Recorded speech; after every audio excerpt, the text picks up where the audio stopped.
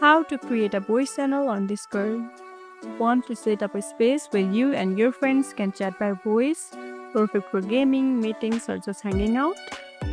Creating a voice channel on Discord is super easy. Let me show you how. Let's jump in. First things first, open the Discord app or go to discord.com in your browser. Now open your Discord server. Go to the server where you want to add a voice channel.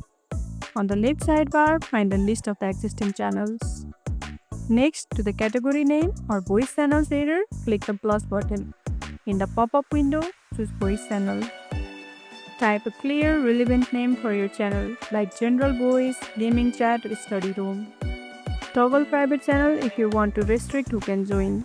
Hit the create channel button and your voice channel is ready to use. And that's it. Now you have created a voice channel where everyone can jump in and chat live. If you found this tutorial helpful, don't forget to like this video, subscribe and tap the bell icon so you never miss an update. See you in the next one.